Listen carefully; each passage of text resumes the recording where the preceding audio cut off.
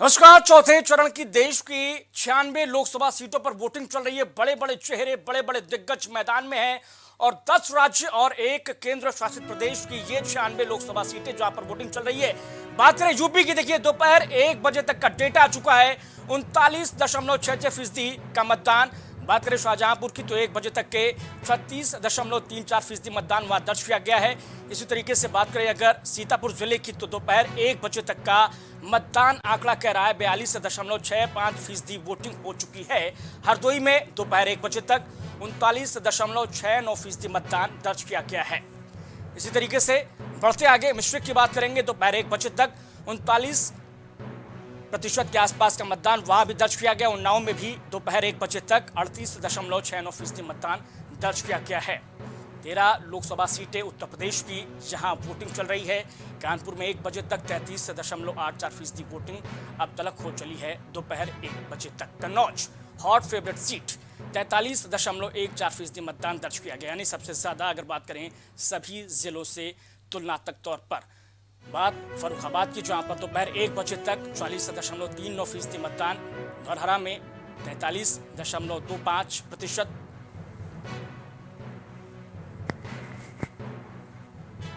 लखीमपुर खीरी में 1 बजे तक 43.31% वोटिंग हो चली है। अहम सीट अकबरपुर में 1 बजे तक 38.69% मतदान दर्ज किया गया है। इटावा में 1 बजे तक 37.68% मतदान दर्ज किया गया है। लंबी कतारें लोगों की। बहराइच में 1 बजे तक 44.65% मतदान। चिलचिलाती गर्मी के बावजूद लगातार उत्तर प्रदेश के लोग अपने घरों से निकल रहे हैं और इस महोत्सव को दरअसल में एक जो है अपना इसमें आहुति देने की कोशिश कर रहे हैं। और पूरी तरीके से ये जो तस्वीरें हैं वो आप देख सकते हैं कि किस तरीके से लोग अपने घरों से पोलिंग बूथों के लिए निकल रहे हैं। इस बीच अखिलेश यादव कन्नौज पहुंचे हुए हैं। बड़ी खबर, पोलिंग बूथों का निरीक्षण करने के लिए अखिलेश यादव पहुंचे हुए कन्नौज। कल आरोप लगाया था कि लखनऊ से 6 बड़े अधिकारी कन्नौज भेजे गए हैं चुनाव को प्रभावित करने के लिए, और आज वो खुद कन्नौज में सौरिक में निरीक्षण के बाद छिबरामऊ के लिए वो रवाना हो चुके हैं। अखिलेश यादव कन्नौज से चुनाव लड़ रहे हैं। उनकी प्रतिष्ठा भी इस चुनाव में दांव पर लगी हुई है। जिन बूथों पर शिकायतें मिली हैं वहां जा रहे हैं अखिलेश। कई बूथों पर, कन्नौज की कई बूथों पर शिकायतें मिली हैं और इसी सिलसिले में वो कन्नौज पहुंचे और वहां शिकायतें मिलने वाले बूथों पर निरीक्षण किया है अखिलेश यादव ने। पोलिंग बूथों का निरीक्षण करने के लिए अखिलेश यादव पहुंचे हुए हैं और तस्वीरों के जरिए आप देख सकते हैं अखिलेश यादव का काफिला कन्नौज में पहुंचा हुआ है। सौरिक में निरीक्षण के बाद छिबरामऊ के लिए अखिलेश रवाना हो चुके हैं।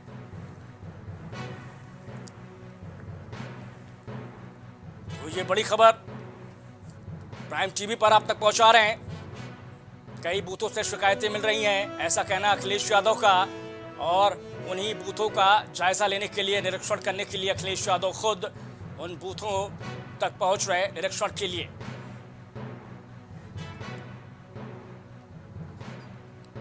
उत्तर प्रदेश की 13 लोकसभा सीटें और इनमें हॉट फेवरेट सीट जो है वो कन्नौज की है, उन्नाव की है, खीरी की है।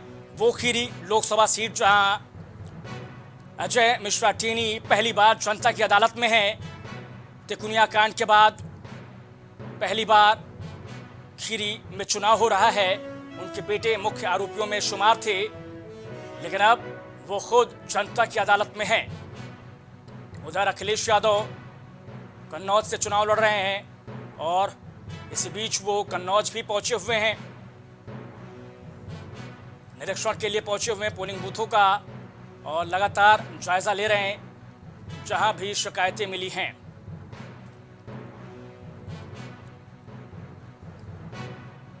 संविधान बचाने की लड़ाई में अखिलेश यादव कथित तौर पर 62 सीटों पर चुनाव मैदान में। समाजवादी पार्टी 17 सीटें कांग्रेस के हिस्से में, 1 सीट टीएमसी को दी गई है इन 80 लोकसभा सीटों में। और इन 62 लोकसभा सीटों में देखिए अखिलेश यादव बड़े विपक्षी नेता, सबसे बड़े विपक्षी नेता अखिलेश यादव खुद कन्नौज से चुनाव मैदान में हैं। राहुल गांधी संग उन्होंने संयुक्त जनसभा को संबोधित किया था जिसके समर्थन में, अखिलेश के समर्थन में राहुल गांधी ने अखिलेश को भाई बताते हुए कहा था कि भारी मतों से अखिलेश को विजयी बनाना है। और आज देखिए, जिस दिन का इंतजार था, जिस घड़ी का इंतजार था, वो घड़ी आखिरकार आ गई है।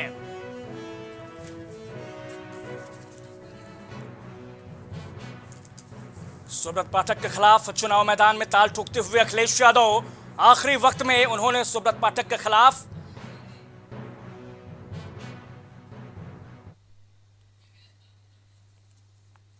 देखिए, हमारे साथ एक खास पैनल मौजूद है चर्चा के लिए। हमारे साथ मौजूद हैं कांग्रेस से रोहन सिंह जी, बहुत स्वागत आपका। हमारे साथ आम आदमी पार्टी से प्रियंका श्रीवास्तव जी, बहुत स्वागत आपका भी।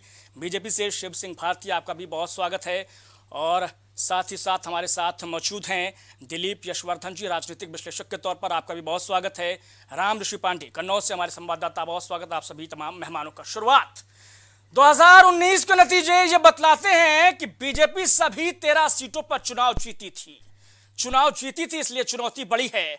संभावनाएं क्या कुछ हैं समाजवादी पार्टी के लिए, कांग्रेस अलायंस के लिए? शुरुआत रोहन सिंह जी से।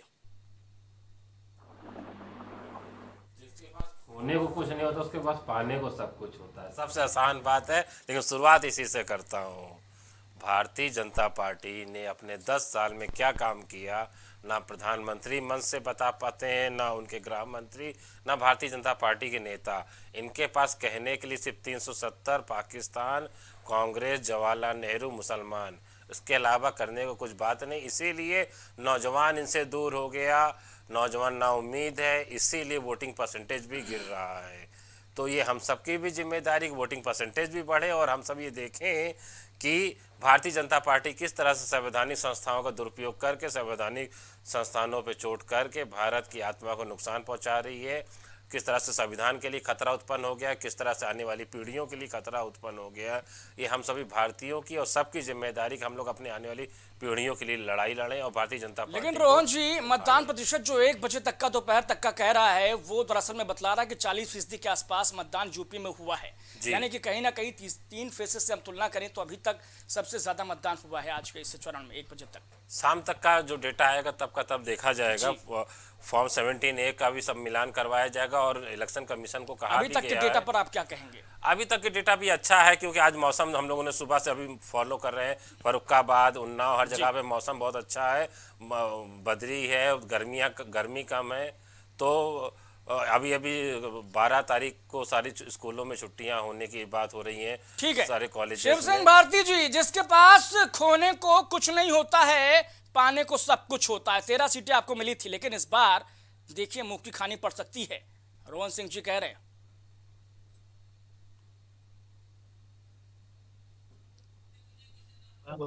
शिव सिंह इसमें जो इंडिया अलायंस है जी, वो इसी में खुश थी कि मतदान प्रतिशत कम हो रहा है, और मतदान प्रतिशत कम को ही इन्होंने अपनी जीत का आधार मान लिया था। और मैं बराबर चर्चा में कहता आया हूं कि जैसे जैसे चुनाव आगे बढ़ेगा, निश्चित रूप से मतदाताओं में जागरूकता होगी। मुझे लगता है कि ये जो भारतीय जनता पार्टी का 400 पार का जो नारा था, उस नारे से मतदाता बड़ा आश्वस्त हो गया था। और जब इन्होंने विपक्ष के लोगों की जब ये बातें सुनी, अरनगल बातें जो ये लोग करने लगे कि संविधान खतरे में है, अभी ये कह रहे थे कि ये पाकिस्तान और इन सबके से अलग नहीं जाते। मैं इनसे पूछना चाहता हूं, ये चुनाव में कौन से विकास के मुद्दे को लेकर आए? आपने भारतीय जनमानस में एक डर का माहौल पैदा करने का प्रयास किया। इसके बाद जवाब आपने कहा कि संविधान खत्म हो जाएगा। निश्चित रूप से मानिए, जनता ने इनको नकार दिया है और जनता मुट्ठी भींच कर पुनः निकल आई है और मतदान कर रही है। अभी तक का जो मतदान प्रतिशत बता रहा है वह तो शुभ संकेत ही दे रहा है। और मैं तो यही कहूंगा कि 13 सीटें थी, 13 की 13 सीटें, उसमें कन्नौज भी शामिल है। मैं ये समाजवादी पार्टी इंडिया अलायंस के लोग जो बैठे हैं उनको बता देना चाहता हूं कि जो सुब्रत पाठक जी हैं, उन्होंने आपके जो मुख्य विपक्षी दल उत्तर प्रदेश का है, उसके राष्ट्रीय अध्यक्ष की नींदें उड़ा दी हैं, बौखलाए हुए हैं। 1000 से ऊपर से ज्यादा अराजक तत्वों को उन्होंने कन्नौज में प्रवेश करा दिया था। शिव सिंह जी, कि यही चुनाव को सुब्रत किसी पाठक तरह से 2009 में प्रभावित अखिलेश किया से आ रहे थे, कहीं इतिहास दोहरा रहे थे खुद को। जी क्या बोले? 2009 में यही सुब्रत पाठक अखिलेश से आ रहे थे कन्नौज में, कहीं इतिहास खुद को अरे दोहराना दे 24 में। अरे इससे पहले उन्होंने डिम्पल को भी हराया था। जी, वही इतिहास दोबारा दोहराने वाले हैं। आप उससे पहले क्यों जा रहे हैं? मैं तो अभी वर्तमान की बात कर रहा हूँ। उससे पहले का जो चुनाव था, आप उस चुनाव को देखिए। वह चुनाव भी बड़ी दमदारी से अखिलेश यादव जी नहीं लड़ा था। अखिलेश यादव जी की पूरी निगरानी में हुआ था। जो टीम आज उनकी काम कर रही हुई अखिलेश यादव, वही डिम्पल यादव जी के चुनाव में काम कर रही थी। और निश्चित रूप से मानिए कन्नौज को इन्होंने जिस तरह से अराजक तत्वों के हवाले करके और ये लखनऊ शिव की ओर सिंह मुड़ रहे जी, थे, आप और केवल दिल्ली का अखिलेश सपना यादव देख को रहे थे, कन्नौज में नहीं वो नकार सपना रहे उनका हैं। कभी पूरा नहीं हुआ। जी, मेरा सवाल लीजिए, आप केवल अखिलेश को नहीं नकार रहे हैं कन्नौज में, बल्कि आप नकार रहे हैं उस राहुल गांधी को भी, जो राहुल गांधी अखिलेश के साथ मंच साझा करते हैं कन्नौज में। रोहन सिंह जी, जवाब ले लेते हैं। शिव सिंह भाई को उतना वाकिफ नहीं होंगे क्या ग्राउंड पे रियलिटी, क्योंकि कई बार नेता प्रवक्ता हैं तो स्टूडियो और सब भागते हुए घरों में एसी में जमीन पे पता नहीं नेता चलता एसी में है। बैठे रहते हैं। शिव सिंह जी, जवाब लूंगा आपसे। आप लोग एसी में बैठ के नेतागिरी करते हैं, जवाब लूंगा आपसे। तो होता क्या है, जमीन पे ग्राउंड जाते पे नहीं है। शिव भाई ठीक है, अपना ठीक दिल है, आराम से ठीक है, शिव मैं भाई जवाब को लेता हूं बोल आपसे। लेने रोहन दीजिए, जी को पूरा सुन लेते हैं। जवाब इनके रास्ते देंगे। से चल रहे जाते हैं। शिव फ्लाइट भाई मोड बोल पर तो इनके लेने नेता दीजिए, तभी तो अपनी आप पूरी जवाब पार्टी को देंगे। छोड़कर और बैंकॉक घूमने चले जाते हैं। अरे ये हमको क्या बताएंगे बात कभी करते नहीं। हैं आप भारतीय राष्ट्रीय जनता पार्टी का पार्टी के कार्यकर्ता है। प्रदेश वह प्रवक्ता डोर है, टू जहाँ तक डोर मुझे सफर जानकारी करता है। प्राप्त है। वह क्या सरकार बात की करते नीतियां हैं, लोगों तक पहुंची कि बैंकॉक नहीं और थाईलैंड पहुंची, घुमा वहां रहे तक हैं। कार्यकर्ताओं के, वहां तक जनता के बीच में सुनिए जाता तो है। सुनिए आप सुनिए उन सुनिए कार्यकर्ताओं सुनिए, की अभी बात हम उस करें। स्तर आप पे देखिए नहीं जाना कांग्रेस चाहते हैं। पार्टी शिव जी, उत्तर प्रदेश के शिव अंदर जी थमिए तो कहीं है पहले, नहीं। शिव जी जीरो, थमिए तो पहले, जीरो हो गई है। सांस आपके लीजिए, साथ आप सांस क्या कह रहे हैं? लीजिए, सांस अरे लीजिए। सांस ले लो भाई। शिव जी सांस लीजिए। हम ही कहते हैं भैया कि 10 साल शासन आपका था, केंद्र में आपकी सरकार, 7 साल मुख्यमंत्री आपका। आप जनता के बीच में खड़े होते, अब बताते क्या बनाए, क्या किए, जनता क्यों वोट दे। आप खड़े होते चिल्लाते हैं पाकिस्तान, मुसलमान, नेहरू, हिंदू। आप अपना किया काम बताते नहीं है। फिर ठीक है, कहते पॉइंट आ गया। आम आदमी पार्टी के पास चलते हैं। प्रियंका श्रीवास्तव जी, केजरीवाल जेल के बाहर आ चुके हैं फिलहाल 1 जून तक के लिए, लेकिन क्या वो महदूद रहेंगे पंजाब की 13 लोकसभा सीटों तक? क्या वो महदूद रहेंगे दिल्ली की 7 लोकसभा सीटों तक? क्या बाहर भी इंडिया अलायंस को मजबूत करेंगे क्या केजरीवाल?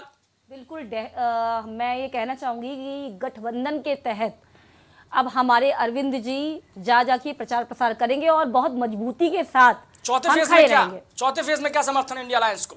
देखिए इसको तो अभी हम प्रचार हमारा स्टार्ट हो रहा है, क्योंकि काफी दिन से क्योंकि संजय सिंह भी पहुंचे हुए थे कन्नौज में जब अखिलेश और राहुल गांधी मंच साझा कर रहे थे। देखिए अभी मैं भी वहां गई थी, ऐसा जी। नहीं है, मैं भी वहां पे उपस्थित थी। मैं भी कन्नौज तक मेरा भी दौरा था, मैं वहां पहुंची थी सभा में। लेकिन अभी देखिए हमारा प्रचार प्रसार बहुत प्रभावित हुआ है, जैसे कि हमारे बड़े नेताओं को अंदर कर दिया गया था, है ना। तो ये अब जो आगे की रणनीति बन रही है, अभी जैसे कि हमारे संजय भैया गए थे, है ना, जैसे जैसे चल रहा है, हमारा प्रचार प्रसार हो रहा है, तो धीमे धीमे मजबूती के साथ हम लोग खड़े रहेंगे। अच्छा, ये चौथे फेज से मतलब तो नहीं, लेकिन मैं एक सवाल प्रियंका जी आपसे ले लेता हूँ। क्या लगता है कि दिल्ली में अगर मैं बात कर लूँ 7 सीटों में से एक भी सीट आएगी क्या आम आदमी पार्टी? बिल्कुल आएगी। हम सारी सीटों पे खड़े रहेंगे, बिल्कुल आएगी जी, बिल्कुल जीतेंगे। खड़े तो हैं आप, मजबूती से भी लड़ भी रहे हैं। बिल्कुल बिल्कुल जीतेंगे। लेकिन क्लीन स्वीप किया था बीजेपी ने। देखिए यही तो राजनीति है, आप समझने की कोशिश करिए। इसी को तो राजनीति बोलते हैं कि अगर हमारे खिलाफ कोई खड़ा ही नहीं होगा तो हमें अपनी ताकत का अंदाजा कैसे होगा। केजरीवाल के बाहर आने का फायदा मिलेगा? बिल्कुल मिलेगा, बिल्कुल मिलेगा, इस चीज का फायदा। ठीक है, दिलीप यशवर्धन साहब, जिन 13 लोकसभा सीटों की बात हो रही है, इनमें से 5 लोकसभा सीटें जो हैं वो सुरक्षित सीटें हैं। दलित बाहुल्य, दलितों पे बात की गई, पिछड़ों पे बात की गई, आरक्षण पे बात की गई, और आज बारी है जनता की, यानी कि आज अग्नि परीक्षा ले रही है जनता कि आरक्षण पे दरअसल वो अलायंस के साथ में है या भारतीय जनता पार्टी के वादे और दावे पे बिलीव कर रही है। आपका एनालिसिस क्या कह रहा है यशवर्धन साहब?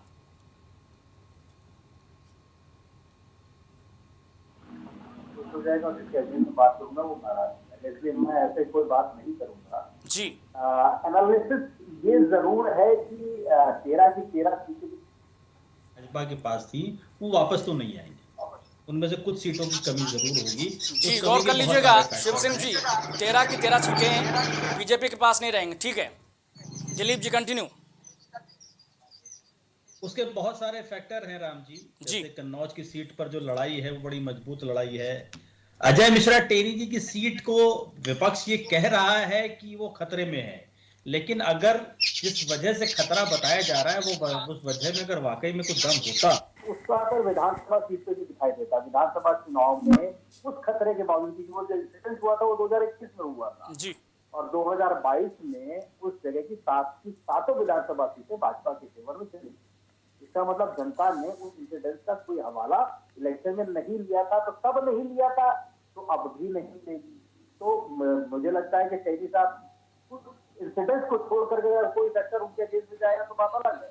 अदरवाइज उस इंसिडेंट से जो विपक्ष भरोसा कर रहा है उसका कोई फर्क नहीं पड़ने वाला। और तीसरी बार भी अजय मिश्रा टेरी अपनी सीट से बाहर निकल आएंगे। उसके अलावा जो साक्षी महाराज हैं, साक्षी महाराज की सीट काफी दिनों से सुरक्षित है, चल रही है जी। और मुझे लगता है कि वो भी सीट निकाल लेंगे। आप कुछ सीटों पर जहां जातीय समीकरण यादव फैमिली की है, समाजवादी पार्टी के फेवर की अलायंस की है, 13 में से मुझे लगता है 1 या 2 सीटों पर ही कांग्रेस के कैंडिडेट है, बाकी सब जगह समाजवादी पार्टी के ही कैंडिडेट है। जी अब यहाँ पर जो बसपा का रोल है वो बड़ा महत्वपूर्ण हो जाता है, क्योंकि बसपा के जितने भी कैंडिडेट खड़े हैं वो इसलिए खड़े किए गए हैं कि जो इंडिया अलायंस कैंडिडेट हैं उनका वोट काटा जाए और उनका फायदा भारतीय जनता पार्टी को मिले। जी। राजनीतिक गलियारे में बड़े कॉमन सी तो बात क्या है लगता है कि जानबूझकर क्या इस तरीके से एकला चलो की नीति पर बहुजन समाज पार्टी चल रही है, ताकि फायदा जो है वो कहीं चलो ना की नीति नहीं है। जी। एकला चलो की नीति सिर्फ स्लोगन्स में है। जैसा कि राजनीति में होता है कि कथनी कुछ और होती है, करनी कुछ और होती है। बसपा की कथनी और करनी एकदम डिफरेंट हो चुकी है। करना एकला कुछ चलो आता का है, हो कुछ मतलब जाता है। कि वो इंडिया अलायंस के साथ नहीं चलेंगी, लेकिन ऑफ द रिकॉर्ड वो भाजपा के साथ चल रही हैं, चलेंगी नहीं, चल रही हैं और पिछले कई चुनाव से चल रही जी। हैं और इस चुनाव में भी चल रही हैं। और आप अगर उनके कैंडिडेट का कलेक्शन देखेंगे तो जातिगत समीकरण कुछ इस तरीके से होता है उस कैंडिडेट का कि वो नुकसान पहुंचाता है अपोजिशन को और भारतीय जनता पार्टी को फायदा पहुंचाता है। और ठीक वो इस चुनाव है। में दिलीप भी साहब, मेरा एक सवाल ये है आपसे कि क्या लगता है कि अगर बहुजन समाज पार्टी इस चुनाव में इंडिया अलायंस के साथ में होती, विपक्ष के साथ में होती, तो क्या इसका कहीं ना कहीं बहुत ज्यादा नुकसान होता बीजेपी को? होता, बिल्कुल होता, जी। बिल्कुल होता। और भाजपा के लिए काफी जगह मुसीबतें हो सकती, बहुत सारा, क्योंकि बहुजन समाज पार्टी का अपना वोट बैंक बहुत मजबूत है। आप ठीक है। पिछले कई चुनाव से देखिए, यशवर्धन साहब, आऊंगा आपके पास वापस। राम ऋषि पांडे, जिस सीट को लेकर बहुत ज्यादा बातें हो रही थी, तेज प्रताप यादव भतीजे मैदान में थे, पहले मुकाबला नेपाल से था, अब कथित तौर पर मुकाबला पाकिस्तान से है। क्या लगता है ये मुकाबला जीतेगा कौन? राम ऋषि पांडे, क्या कुछ माहौल जी कन्नौज बिल्कुल में? बिल्कुल आपको बता दें, जब से तेज प्रताप की जो टिकट काटी गई उसके बाद अखिलेश यादव मैदान में आए, जी। तो उसके बाद जो है जो बूथ अध्यक्ष हैं, उनके कार्यकर्ता हैं, उनका मनोबल थोड़ा बढ़ गया था। अखिलेश यादव आने के बाद पूरा माहौल चेंज हुआ है। जो वोटर जो है सुरक्षा और ये आपका ये कानून व्यवस्था जो है उसको लेकर वोट कर रही है। कहीं ना कहीं देखा जाए इस समय सांसद सुब्रत पाठक और अखिलेश यादव दोनों लोगों की यहाँ टक्कर देखने को मिल रही है। जी राम ऋषि पांडे, कल अखिलेश का एक बयान आया था कि लखनऊ से 6 बड़े अधिकारी, 3 डीएम और 3 एसपी भेजे गए हैं कन्नौज में चुनाव को प्रभावित करने के लिए। उस दावे में कितना दम, क्या आधार उसका? और आज की स्थिति जो है, आज भी अखिलेश यादव कई जगहों पर निरीक्षण के लिए पहुंचे थे और कह रहे हैं कि भाई शिकायतें मिल रही थी इसलिए निरीक्षण कर रहे हैं। क्या अपडेट है? देखिए बिल्कुल उनके बयान पर जो है सच्चाई ये है कि आज जो है अखिलेश यादव कन्नौज पहुंचे हैं। बराबर जो है समाजवादी पार्टी द्वारा शिकायत की जा रही थी कि भाजपा के लोग जो है वो फर्जी वोट डाल रहे हैं। उधर प्रशासन का दबाव बना रहे थे सपा के लोग कि प्रशासन जो है समाजवाद भाजपा वालों का सपोर्ट कर रहा है। उस को लेकर आज जो है अखिलेश यादव पहुंचे हैं। अभी जो है सौरिक पहुंचे थे। सुबह एक वीडियो वायरल हुआ था जिसमें वर्तमान विधायक तिरवा के हैं, वो जो है सिपाही को हड़का रहे थे कि ये फर्जी वोट तुम डलवा रहे हो, इसी को लेकर जो है उन्होंने एसपी से शिकायत की थी। एसपी ने संज्ञान में भी लिया है, उस सिपाही से एसपी ने ठीक फोन है। पर जानकारी ली है। उसके बाद अखिलेश यादव अभी सौरिक पहुंचे हैं, उस सिपाही से भी मिले हैं, और उसके बाद जो है छिबरामऊ अभी पहुंचे हैं। उसके बाद छिबरामऊ पहुंचने के बाद मीडिया से उन्होंने बात नहीं की, और सिर्फ गाड़ी में बैठकर उन्होंने जो है ये कहा है कि बेईमानों से जो है बचना है और आपको वोट करना है। जी, बेईमानों से बचना है, वोट करना है। और देखिए अखिलेश यादव लगातार कन्नौज में अलग अलग बूथों तक पहुंच रहे हैं, निरीक्षण कर रहे हैं और जायजा लेने की कोशिश कर रहे हैं कि भाई कहीं कोई दिक्कत ना हो, कहीं कोई गड़बड़ी ना हो। लेकिन खबर दरअसल यही है और चर्चा का विषय दरअसल यही है कि आज इस चौथे फेज में कौन 20 साबित होने वाला है, क्योंकि 20-19 के नतीजों में हमने देखा कि क्लीन स्वीप किया था भारतीय जनता पार्टी ने और डब्बा गोल हो गया था समाजवादी पार्टी का और बसपा अलायंस का। तब समाजवादी पार्टी और बसपा ने मिलकर चुनाव लड़ा था, लेकिन इस बार के चुनाव में बहुजन समाज पार्टी अकेले चुनाव लड़ रही है और वहीं कांग्रेस का साथ मिला है समाजवादी पार्टी को। रोहन सिंह जी, वापस आऊंगा आपके पास। चुनाव शुरुआत होते ही जो मुद्दों की बात होती है, लेकिन जैसे जैसे चुनाव आगे बढ़ता जाता है, ये जो स्थानीय मुद्दे होते हैं, जनता के मुद्दे होते हैं, वो जातीय समीकरण, धार्मिक समीकरण की शक्ल ले लेते हैं। क्या लगता है आखिर इसकी वजह क्या है? आरक्षण की बात होती है आरक्षण छीन लिया जाएगा अगर फला पार्टी की सरकार आ गई। आखिर इन सब के पीछे माइंडसेट क्या होता है? रोहन सिंह जी। शुक्ला जी, जब कोई आदमी काम नहीं किया होता है ना, तो वो इधर उधर की सारी दुनिया की उलूल जुल बातें करता है। अगर इनके पास कुछ किया होता तो बताते हैं। तो इन्होंने सारी बातें, हमने जो कहा जो है सब मेरे मैनिफेस्टो में है, जिसको 90 लाख से ज़्यादा बार डाउनलोड किया गया वेबसाइट से, उसकी हार्ड कॉपियां भी वितरित कराई गई हैं। सबको पता है, सबको मालूम है। हमने जो कहा है, एक बार भी कहीं पे किसी मुसलमान कोई चीज़ का जिक्र नहीं, ना पाकिस्तान का, लेकिन उन्होंने मुसलमान ढूंढ लिया, पाकिस्तान ढूंढ लिया, मंगलसूत्र ढूंढ लिया, भैंस ढूंढ ली। इसकी दो वजह हो सकती है, या तो कपोल कल्पना या पढ़ना पाने की क्षमता का अभाव। नहीं, एक इसकी वजह एक ये भी हो सकती है, डर भी एक इसकी बड़ी वजह हो सकती है। डर तो बिल्कुल हो सकता है, 70 साल में कांग्रेस ने नहीं छीना है और अभी आएगी तो छीन लेगी, ऐसा भी तो है नहीं। लेकिन बात क्या होती है ना शुक्ला जी, कि नरेंद्र मोदी जी को मालूम है, उन्होंने डरा कर ही, हार का डर, चुनाव में हार का डर, चुनाव में हार का डर तो है ही। उन्होंने पिछले अपने 22 साल की राजनीतिक अनुभव में नरेंद्र मोदी जी को ये तो पता है कि वोट उन्हें हासिल कैसे करना होता है। इसीलिए जो हिंदू कभी खतरे में नहीं था, जब वो सत्ता में आते हो हिंदू खतरे में आ जाता है। तो इसीलिए जब आपका जो सवाल है कि हम लोग क्यों मुद्दों से भटक जाते हैं, क्यों हम लोग बातें करने लगते हैं सारी चीज़ों की, तो नरेंद्र मोदी जी तो जाने जाते हैं कि पॉलिटिकल डिस्कोर्स को ज़मीन पर ला के गिरा देते हैं। वो किसी की विधवा माँ को भी नहीं छोड़ते, किसी की बेटी को नहीं छोड़ते, किसी को कुछ भी बोल देते हैं, किसी परिवार को बोल देंगे, किसी को कुछ भी कह सकते हैं। लेकिन एक बात मैं ये कहना चाहूँगा, सिर्फ 3 बेसिक मुद्दों पे चुनाव हो रहा है: महंगाई, बेरोजगारी और सरकार का संस्थागत तौर पे किया गया भ्रष्टाचार। वो चाहे वो इलेक्टोरल बॉन्ड के जरिए एक्सटॉर्शन का रैकेट चला रही हो, या फिर चाहे क्रोनिक कैपिटलिज्म के जरिए सरकारी एजेंसियों का कथित तौर पर दुरुपयोग। बिल्कुल ये एकदम जायज बात आपने कहा, और ये हकीकत, ये 3 मुद्दे हैं, यही 3 मुद्दों के बीच में जनता पर है। शिव सिंह जी, मुद्दों से क्यों भटक जाते हैं भाई? 10 साल के काम गिनाइए। मुद्दों से कहाँ भटके हैं? मुद्दों पर ही चुनाव हो रहा है। आप देखिए, 5 काम बता दीजिए, हम मान जाएंगे। विकास की गारंटी पर जब बात करती है, विकास की गारंटी देती है, उसके बाद तुरंत आप देखिए राहुल गांधी जी के गुरु सैम पित्रोदा का बयान आता है और उससे रिलेट करते हुए राहुल गांधी जी फिर बयान दे देते हैं।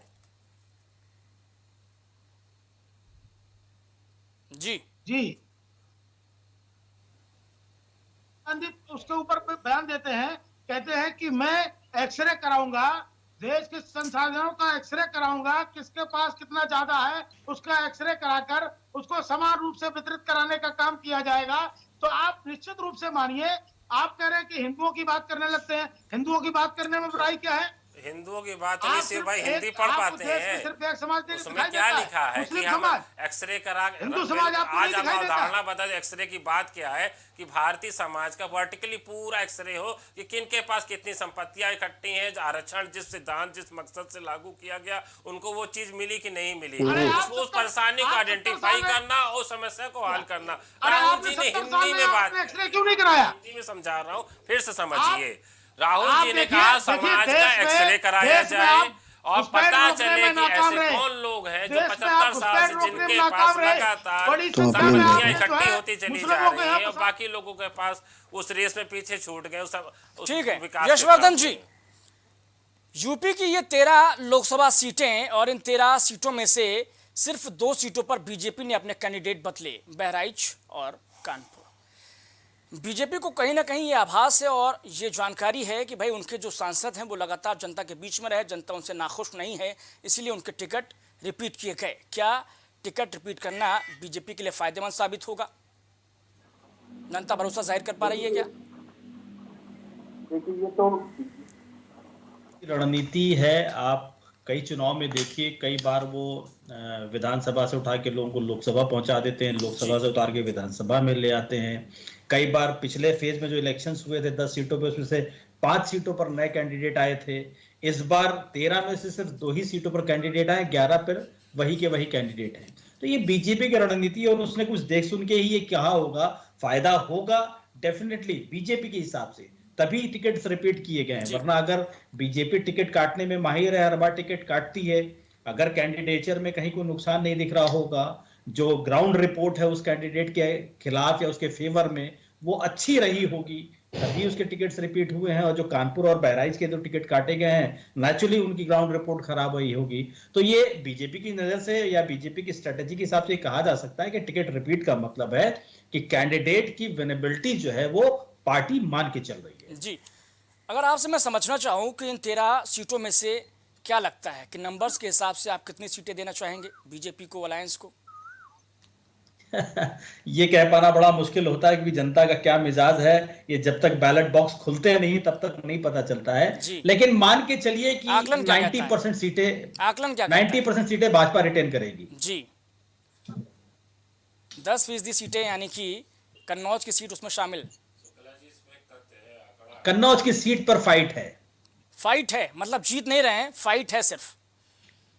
नहीं, सुब्रत पाठक नेगेटिव है और अखिलेश यादव पॉजिटिव है। जी रोहन जी, क्या तथ्य बताइए? सीटों का चुनाव गुजरा है वो भारतीय जनता पार्टी की स्ट्रांग होल्ड सीटें थी, जबकि पब्लिक में परसेप्शन बनाया गया है कि जो पहले 3 चरण थे वो भारतीय जनता पार्टी के लिए कठिन थे, क्योंकि भारतीय जनता पार्टी ने तो पिछले 2019 के चुनाव में 226 सीटें ऐसी थी जिसमें उसने 50% से ज़्यादा वोट शेयर से उसने चुनाव जीते थे। उसमें से वो मेजर पोर्शन 63% सीटों का चुनाव हो चुका है। अब एक एक सीटों पर लड़ाई होगी, एक एक बूथ पे एक एक वोट के लिए लड़ाई होगी और भारतीय जनता पार्टी को उखाड़ फेंकने के लिए जनता तैयारी है। चुनाव जनता लड़ रही है, राजनीतिक दल भारतीय जनता पार्टी से लड़ ही नहीं सकते, क्योंकि भारतीय जनता पार्टी एक गिरोह की तरह काम करती है। उसके पास आकुश संपदा है, आकुश व्यवस्था है, उनके पास पूरा सरकारी संस्थाओं, सरकारी एजेंसियां, देखिए दिलीप जी राजनीतिक विश्लेषक हैं और उन्होंने बतला दिया कि 90% सीटें इन 13 सीटों में से जीत रही है बीजेपी, पलड़ा भारी है। जी, आपका आकलन क्या कह रहा है? मेरा आकलन बिल्कुल ये कह रहा है कि हवाई बातों से उलट जमीनी जो उन्होंने 13 बताया उसमें जमीनी का कुछ होगा नहीं। मैंने 9 राज्य घूमे हैं, तो मैं अगर उस तरह से बात करने लगूं तो अलग विश्लेषण हो जाएगा। इसके लिए हम लोग 4 जून को बैठ जाएंगे। लेकिन मैं एक बात बताना चाहता हूं कि भारतीय जनता पार्टी के लिए नौजवानों में बिल्कुल कोई उत्साह नहीं है। आप खुद से देख सकते हैं पोलिंग स्टेशन के बाहर आपके जो संवाददाता लगे उनसे पूछे कितने % नौजवान आकर वोट कर रहा है 21 साल से 30 साल के बीच में। भारतीय जनता पार्टी का जिसने माहौल बनाया, जिसने उसके लिए झंडा उठाया, वो आदमी किनारे कर दिया गया। वो सारे लोग गालियां दे रहे हैं, उनके परिवार वाले, उनके लड़के नौजवान इस उम्र में ओवर एज हो गए, नौकरियां नहीं मिल रही हैं। ये भाई बहुत रियल प्रॉब्लम है, ये ग्राउंड की प्रॉब्लम। युवाओं में, नौजवानों में उत्साह क्यों नहीं है? क्योंकि राहुल गांधी तो न्याय यात्रा निकाल रहे हैं, घूम घूम कर उन्होंने राज्यों की यात्रा करी है, लोगों से मुलाकातें करी हैं, आप भी लगातार जो है लोगों के बीच में है, तो क्या आप वो मैसेज कहीं छोड़ नहीं पाए क्या? शुक्ला जी, ये नाउमीदी है। ये आप समझिए कि हम सत्ता में नहीं है, ये एक नॉर्मल चीज है कि जो सत्ता में है, जिसने 10 साल का काम किया, जिसने वादा किया, जिसने बुलाया, जिसने ब्रेन वॉश करके भेजा, जब उनको 10 साल में नहीं मिल रहा तो वो युवा उनसे उसका मोह भंग। ठीक है शिव सिंह जी, भाई 10 सालों में कुछ नहीं लाए, लेकिन आप लेकर के आए नाउम्मीदी। देखिए, अभी हमारे जो मित्र साथी कह रहे हैं, भारतीय जनता पार्टी ने देश के अंदर ही नहीं पूरे विश्व में भारत की क्या छाप छोड़ी है। आप देखिए कि युवा जो जिसके पास हाथों में रोजगार नहीं था, हमने मुद्रा लोन हो, तमाम तरह से मैं कहना चाहूंगा तमाम तरीके से हमने रोजगार देने का उनको काम किया। आप देखिए इनकी सरकारें थी, नकल माफिया सक्रिय होकर रोजगार रिजल्ट दिए, को पर्चे भी प्रभावित लीक करने का कराए, काम करते थे पर्चे भी लीक और कराए, बेरोजगारों की संख्या अदालतों में इतनी मामले बढ़ा लटके देते रहे, थे। जी पर्चे भी लीक हुए आपकी सरकार में, नहीं, पर्चे लीक हुए तो मामले हमने माना लटके ना, हुए हैं पर्चे लीक अदालतों हुए। में। हमने माना, लेकिन देखिए संगठित होकर जिस तरह से नकल माफिया सक्रिय हुआ करते थे, संगठित होकर जिस तरह से पेपर ले तो और मुन्ना भाई जैसे लोग बैठ के और परीक्षाओं को प्रभावित करते थे। अच्छा उसमें यशवर्धन हमने साहब, कमी लाने का प्रयास यशवर्धन किया। साहब चलते 5 चलते साल में आपसे एक कितनों को ये चीज नौकरी जानना दिया। चाहूंगा।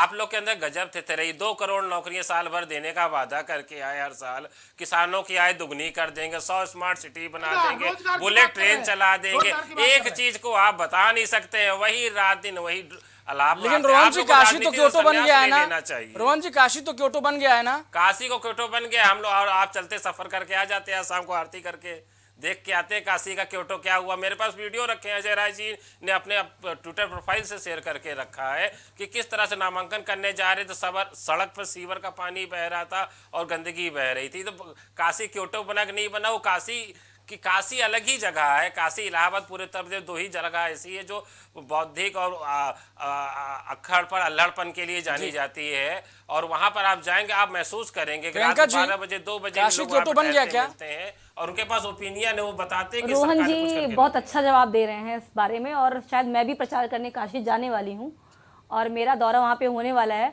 तो अब मैं जाके स्वयं देखूंगी वहाँ पे क्या हुआ। मेरे आधार से तो नहीं हुआ है।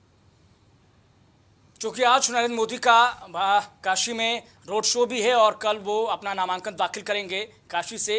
तो चूंकि काशी भी एक पूर्वांचल का एक अहम केंद्र माना जाता है, इस वजह से भी काशी को क्योटो बनाने की बात भी कही गई थी।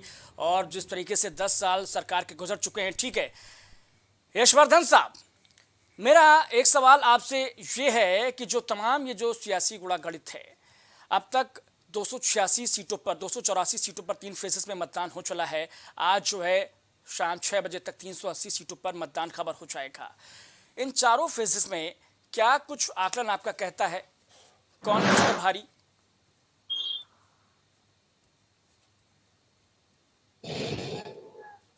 दिलीप जी,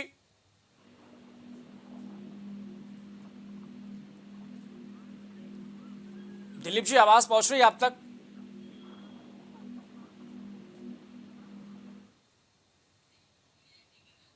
ठीक है, राम ऋषि पांडे हमारे साथ लगातार जुड़े हुए हैं, कन्नौज से हमारे संवाददाता हैं। राम ऋषि, आप लगातार पल पल की अपडेट दे रहे हैं, नजर बनाए हुए हैं कन्नौज की हर एक गतिविधि पर। फिलहाल जो तस्वीर नजर आ रही है दोपहर 1 बजे तक मतदान प्रतिशत को लेकर, वो किसके फेवर में जाता हुआ 43% के आसपास का मतदान हो चला है कन्नौज में दोपहर 1 बजे तक। क्या कुछ बतला रहा है सुब्रत पाठक बनाम अखिलेश यादव की लड़ाई? क्योंकि दिलीप साहब तो कह रहे हैं कि भाई वहां भी फाइट जो है वो तगड़ी होने वाली है, ये नहीं कह सकते कि अखिलेश जो है एक तरफा जीत जाएंगे। राम ऋषि, देखिए, हमने युवा वोटरों से बात की। युवा वोटर कह रहे हैं कि जो हमारी जो भर्तियां थी वो कैंसिल हो गई हैं। कहीं ना कहीं युवा अपना मन बना चुके हैं, मुझे किसको वोट करना है। और जो हमने महिला वोटरों से बात की है, उन्होंने कहा है कि जब कोरोना काल के समय मेरे पास कुछ नहीं था खाने के लिए, आज जो है सरकार मुझे खाने के लिए दे रही है। तो आप समझ जाइए कि वोटर जो है सारा किसकी तरफ कर रहा है।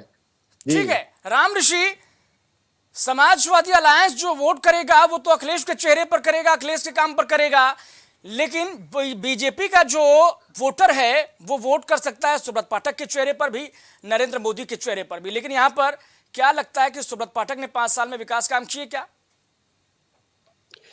देखिए, सांसद सुब्रत पाठक की अगर बात की जाए तो उन्होंने जो है कई ऐसे विकास कार्य किए हैं, खैर जमीनी स्तर पर भी वो दिखाई दे रहे हैं। और अखिलेश यादव जो सांसद हुआ करते थे जब थे, तो उन्होंने भी कई विकास कार्य कराए थे, जैसे सौसैया अस्पताल हुआ, काऊ मिल के तिरवा में हुआ, और ये आगरा लखनऊ एक्सप्रेस वे हुआ।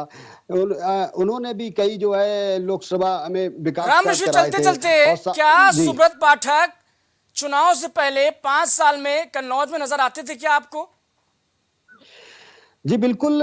सुब्रत पाठक की अगर बात की जाए तो सुब्रत पाठक लोगों के बीच जाते थे, लोगों से बात करते थे, जब कोई लोग परेशान हुआ करते थे उनके साथ बैठते थे, और सुब्रत पाठक का कहीं ना कहीं दौरा लगातार चल रहा था। ठीक है, हम और समझ सुब्रत गए, हम पाठक समझ गए, आकलन आपका समझ गए। सुब्रत पाठक ने बहुत काम किया, आकलन आपका समझ गए। ठीक है, आखिर में शिव सिंह भारती, रोहन जी तो बतला नहीं रहे हैं कि 13 सीटों में से कितनी सीटें हैं, लेकिन आप हवाई बातों से उलट जमीन पर कितनी सीटें? नोट कर रहा हूं मैं। आप देखिए, नोट कर लीजिए जी। मैं उसमें कन्नौज भी जोड़ रहा हूँ, मैं फिर से पुनः कह रहा हूँ, मैं कन्नौज भी जोड़ रहा हूँ। जिस तरह से समाजवादी पार्टी की बाछें खिल गई थी कि जब अखिलेश यादव वहां पर चुनाव लड़ने को आए तो उनको लगा कि हमारे भैया चुनाव लड़ने आ रहे हैं, फिर से अराजकता उसी चरम पर होगी, पुराने धंधे फिर से चालू हो जाएंगे। लेकिन आप यकीन मानिए, सुब्रत पाठक जी ने उनकी चूल्हे हिलाने का काम किया है। इतना घुस के चुनाव लड़ा कि अखिलेश यादव जी आज परेशान हैं। विभिन्न तरह के आरोप लगाकर भारतीय जनता पार्टी को, चुनाव आयोग को बदनाम करने का प्रयास कर रहे हैं। इनकी हताशा और निराशा इसी बात को सिद्ध करती है ठीक है। कि ये चुनाव हार प्रियंका चुके हैं। श्रीवास्तव, भारतीय जनता प्रियंका पार्टी श्रीवास्तव, 13 आखिर में चलते सीटें चलते जीतेगी। यूपी से आपका खास लगाव रहा है, आम आदमी पार्टी का, विधानसभा चुनाव आप लड़ते रहे हैं, लेकिन क्यों इस लोकसभा सीट उत्तर प्रदेश में आपने एक भी सीट नहीं मांगी अलायंस से?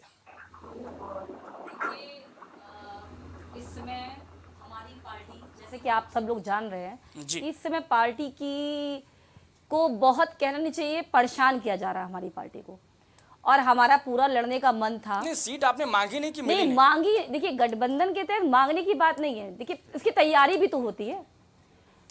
मतलब यूपी में आपकी तैयारी नहीं थी? जी दी तैयारी। अब बताइए, आज एक साल से आम आदमी पार्टी के पीछे इस तरह से सत्ता पक्ष पीछे पड़ा हुआ है कि हम लोग अपने कामों को कर ही नहीं पा रहे हैं, दौरे कर ही नहीं पा रहे हैं। ठीक है, बहुत शुक्रिया आप तमाम मेहमानों का हमारे साथ इस खास चर्चा में बने रहने के लिए, जुड़ने के लिए, अपना कीमती वक्त देने के लिए।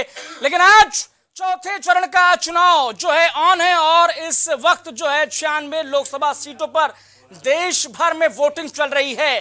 चौथे फेज में आज तक के 380 लोकसभा सीटें खबर हो जाएंगी। इसके बाद बाकी रह जाएंगे सिर्फ और सिर्फ 163 लोकसभा सीटें जो खत्म हो जाएंगे बाकी के 3 चरणों में। लेकिन कौन किस पर होगा भारी? क्या एनडीए या फिर इंडिया अलायंस? इस बार किसका होगा पलड़ा भारी? क्या तीसरी बार नरेंद्र मोदी की सरकार, या फिर नरेंद्र मोदी की सरकार आती भी है तो क्या केजरीवाल का वो दावा जिसमें वो कह रहे हैं कि अगर नरेंद्र मोदी दोबारा रिपीट होते भी हैं सरकार में तो नरेंद्र मोदी दरअसल में प्रधानमंत्री नहीं होंगे, अमित शाह होंगे। खैर, ये सब तो महज दावे हैं, लेकिन बहरहाल चर्चा इसी बात को लेकर थी कि आज इस चौथे फेज में कौन किस पर भारी है। लगातार हमने अपने मेहमानों से बातचीत करने की, उनका आकलन समझने की कोशिश की, सबने अपनी अपनी राय रखी। बहरहाल बहुत शुक्रिया इस तमाम दर्शकों का भी इस शो में बने रहने के लिए।